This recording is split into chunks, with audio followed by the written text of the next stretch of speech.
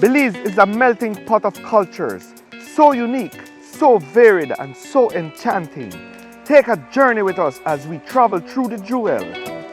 This is our Belize, our people, food, and culture. I'm Sean Quillen, and I am in Corozal. Located 85 miles northwest of Belize City, it's Belize's northernmost urban center, nestled along the waters of the Corozal Bay and just a stone's throw away from Chetumal, Mexico. Corozal has numerous attractions. Mural at the town hall. Local artist Manuel Villamor Reyes created the interesting mural at the town hall. It is a detailed depiction of the town's history and includes personalities and scenes from ancient Maya times to the present. Santa Rita Archaeological Reserve. Located about 1 mile from the town square, this great historical Maya site commemorates the birthplace of the mestizos. Once atop the main temple, visitors can enjoy a panoramic view of the town. Corozal House of Culture. This historical building was built in 1886 and previously housed the Corozal Public Market. The House of Culture is a hub for history, culture, and the arts. It features educational and artistic exhibits and artifacts displays. Corozal Sign. Located at the seaside, the sign is an excellent photo op location. The sign design includes a replica of Belize's famous jade mosaic mask found at their neighboring Santa Rita site. Corozal Historical Walk. Inaugurated in 2017, this self-guided tour features an informational board for 8 historical buildings and spaces in town, including the Central Park, Fort Barley, Town Hall, and more. Corozal has numerous attractions, a marvelous culture, and exceptional cuisine. We will be featuring the white relleno, a Maya mestizo cultural soup popular in the north, especially in Corozal.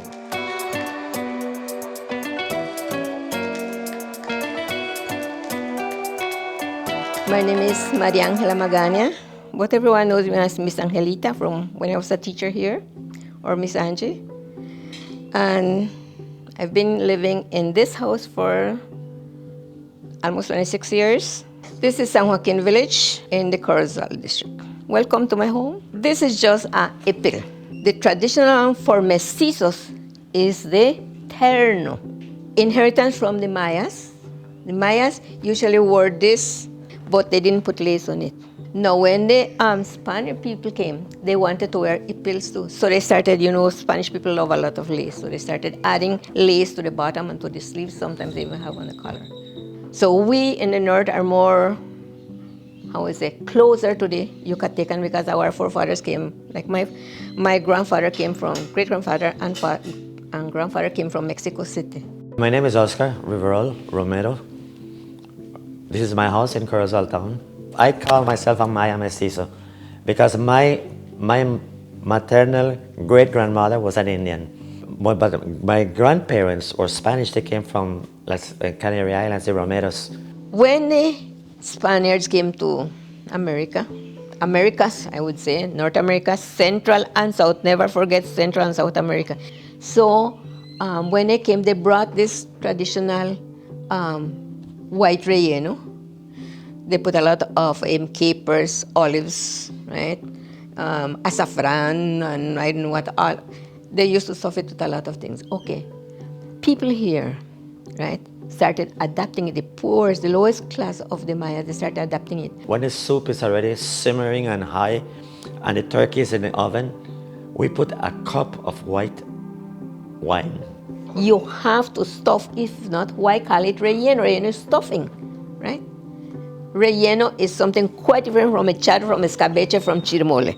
But is the pork that you stuff your turkey or your chicken with.